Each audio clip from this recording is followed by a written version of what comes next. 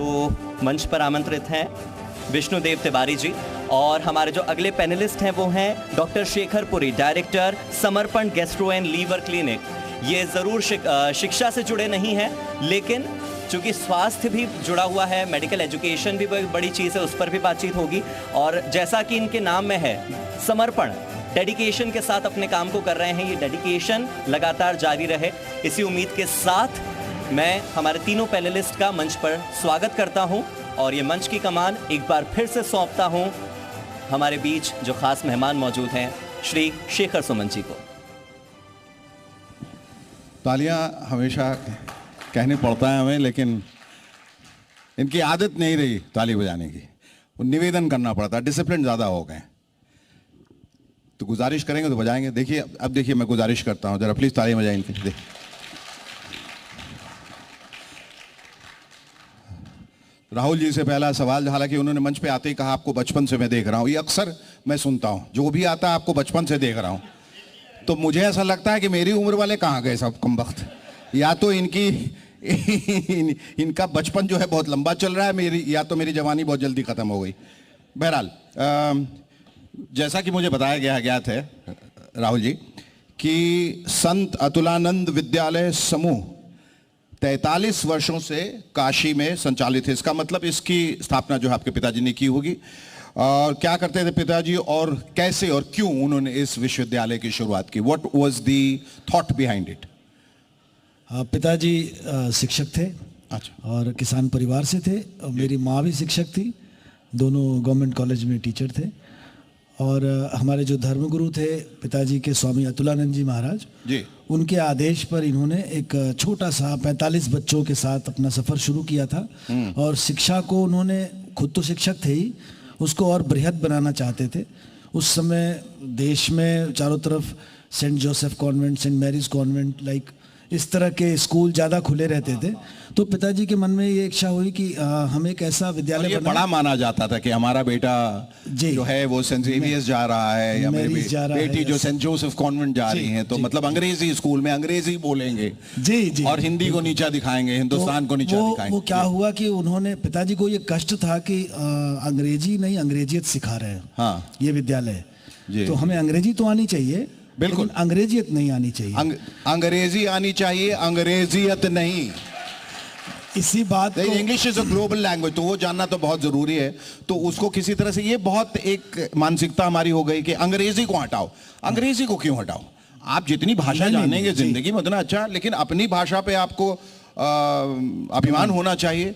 और ये कि आपने इतनी बड़ी बात कही जी, यही उनका मिशन। अंग्रेजियत को हटाओ। ये जो हम लोग जो है अंग्रेजों के गुलाम जो बन के रह गए हैं, जो हम में जो ये बहुत अंग्रेजियत है, चाहे वो पहरावे की बात हो या एक्सेंट की बात हो, बात जो भी, जो तहजीब की बात हो, तो उनके मन में बस ये संकल्प आया कि नहीं, हमें विद्यालय ऐसा शुरू करना है जहाँ अंग्रेजी तो पढ़ाई जाए, लेकिन हमारी भारतीय धर्म संस्कृति जो भी है उसका भी प्रचार, उनके बच्चों के मन में माता पिता और गुरु के प्रति सम्मान जी जी जी, और अंग्रेजी, और वो सम्मान अभी बढ़ा है। क्योंकि पहले जो विद्यालय टाइप से आते थे, विद्यालय टाइप्स, हाँ, ये हिंदी टाइप्स, लोकल टाइप्स, ये बहुत तिरस्कार की नजरों देखा जाता था, है ना, ये सब पाठशाला में पढ़े हुए हैं, है ना, पब्लिक स्कूल में जाना एक बहुत बड़ी बात मानी जाती थी, माना जाता था। तो ये अब ये धीरे धीरे ये जो है सोच जो है वो बदलते जा रही है जी, और इसमें आप लोगों का बहुत बड़ा योगदान रहा है। मैं तो बस उस परंपरा का वाहक हूँ, माता पिता ने जो शुरू किया मैं उसका वाहक हूँ, और जी,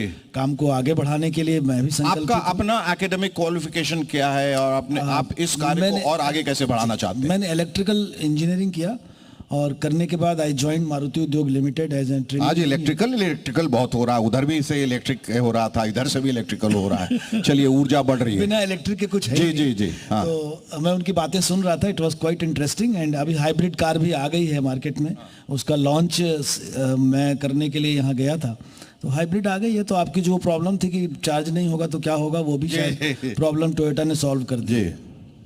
तो विष्णुदेव तिवारी जी, जी हाँ, ये जो आकाश बाइजू, इसके एडवर्टीजमेंट्स बहुत देखते हैं हम लोग जी जी, हैं, और इसमें कितना निवेश हो रहा है उसके बारे में भी पढ़ते रहते हैं जी। 7,000 करोड़, 8,000 करोड़ फंडिंग वंडिंग काफ़ी होते रहती है। इसका सक्सेस हमें भी बताइएगा, कैसे ऐसे हज़ारों करोड़ कमाते हैं, लेकिन इसका सक्सेस मंत्र क्या है? देखिए, कंपटीशन के लिए रिजल्ट ओरिएंटेड वर्क सबसे इम्पोर्टेंट होता है। और नीट एंट्रेंस के लिए अगर हम बनारस की ही बात करें तो देश के top 10 medical college, AIIMS Delhi से लेकर IMS BHU और कोई भी कॉलेज है, बनारस में हमारे स्टूडेंट टॉप 10 मेडिकल कॉलेज में हर कॉलेज में हैं और पर्याप्त नंबर में हैं। यानी जो सपना होता था डॉक्टर बनने का या इंजीनियर बनने का, इसके लिए पहले लोग दिल्ली जाते थे, कोटा जाते थे या हैदराबाद या साउथ जाते थे।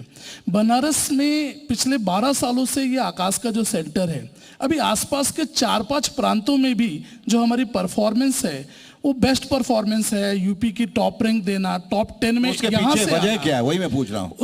उसके पीछे का सिर्फ एक चीज है, पूरा इन्वॉल्वमेंट, डेडिकेशन, टीम, फैकल्टी और बच्चों के साथ लग जाना।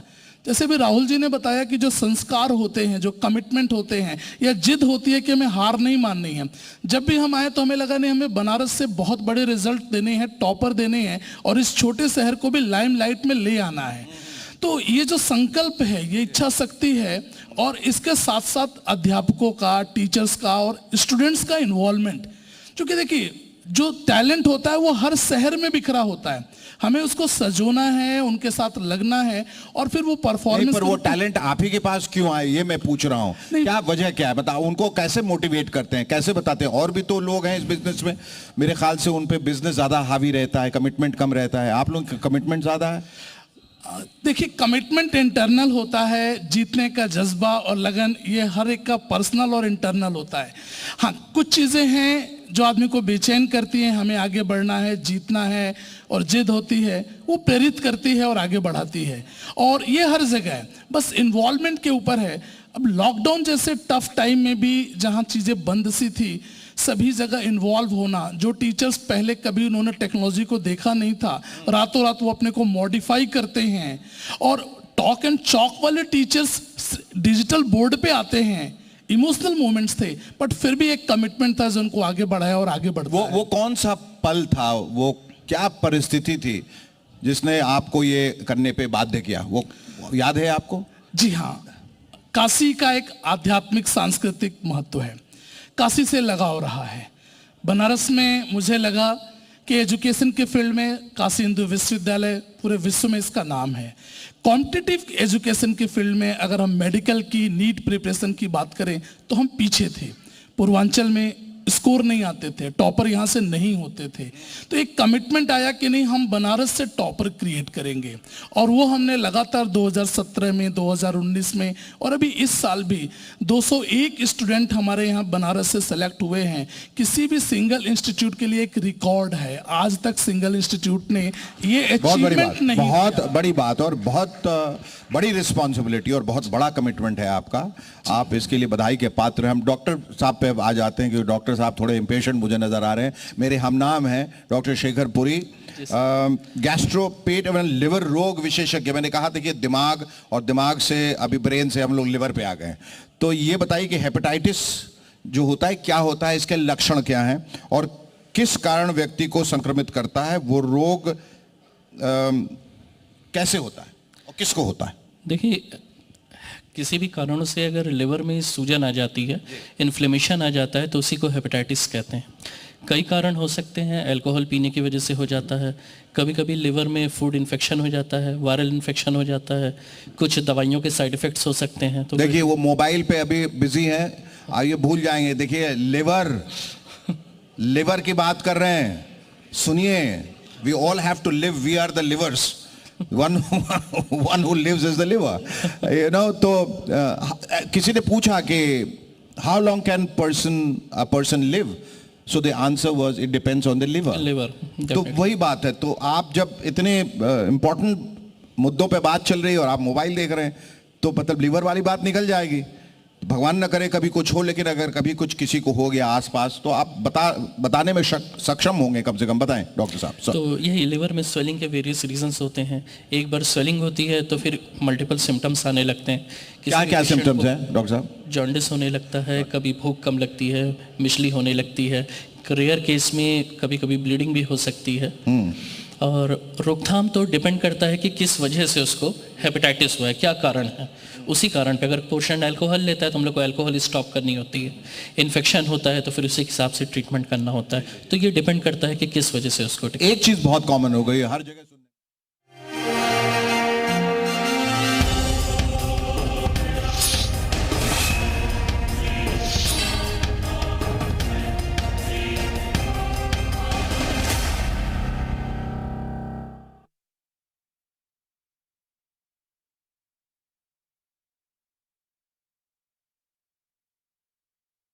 में रहा है फैटी लिवर इज नथिंग। जो भी बॉडी पे शरीर पे जो चर्बी होती है जब वो लिवर पे जमने लगती है इसी को फैटी लिवर कहते हैं।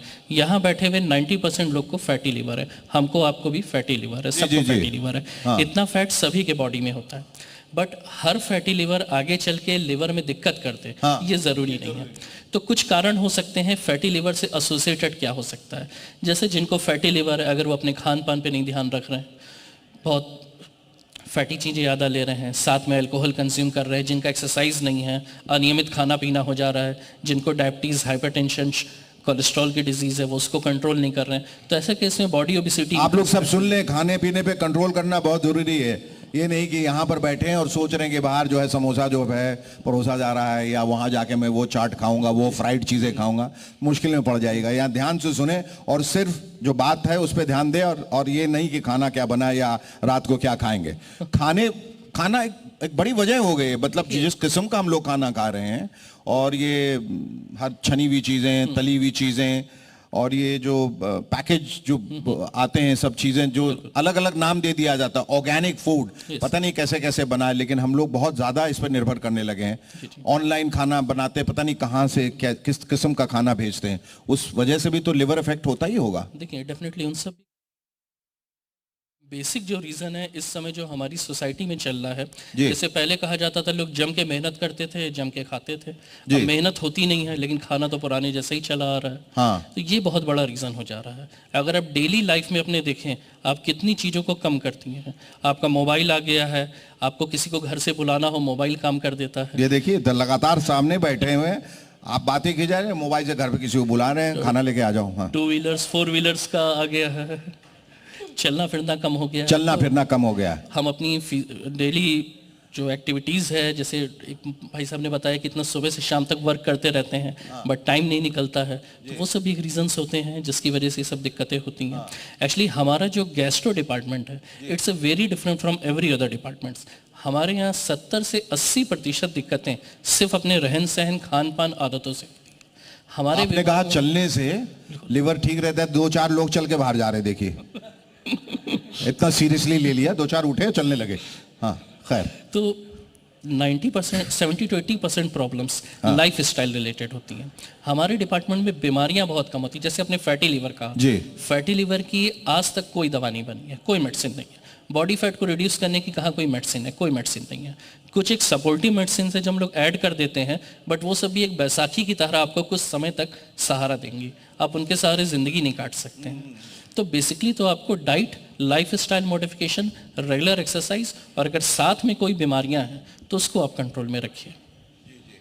एक और बड़ी खतरनाक बीमारी है which is known as cirrhosis.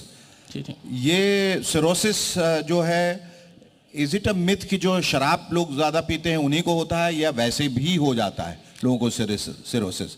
और can it be, is there उसका प्रोग्नोसिस क्या है एक तो, और दूसरी बात क्या है कि इसका उपाय सिर्फ यही है कि लिवर ट्रांसप्लांट कराया जाए या वैसे भी क्योर हो सकता है? देखिए जनरली हम लोग 90% केस में सिरोसिस का 3 ही कारण देखते हैं।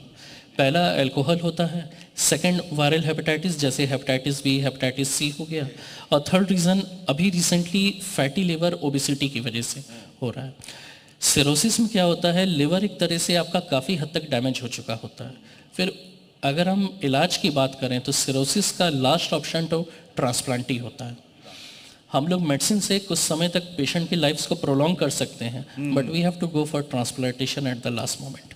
How successful is transplant? Actually in India it is quite successful. अगर हम आज से 10 साल पहले की बात करें तो बहुत कम ट्रांसप्लांट्स होते जी, थे, जी। बट अभी इंडिया में तो बहुत अच्छे सक्सेस रेट है, मोर देन 90% सक्सेस। पहले ज्यादा सिर्फ किडनी ट्रांसप्लांट ही सुने जाते थे, आजकल बहुत सक्सेसफुल ट्रांसप्लांट्स हो रहे हैं। तो इसका ध्यान रखिएगा, भगवान ना करे किसी को कुछ कभी कुछ हो, लेकिन अगर हो गया तो निराश होने की जरूरत नहीं है। There is always a way out.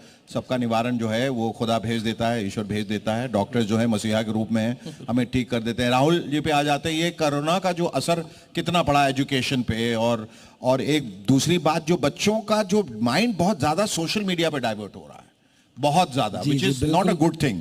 कैसे रोका जाए और अगर उसके प्लस और माइनसेस क्या है? ये प्रश्न ऐसा लग रहा है कि आपने मुझे से पूछ के बनाया है क्योंकि इससे मैं बहुत वो हूँ, वाकिफ हूँ। और सोशल मीडिया का जितना बड़ा नुकसान और कोरोना का जितना बड़ा नुकसान शिक्षा को हुआ है, किसी सेक्टर को नहीं हुआ है।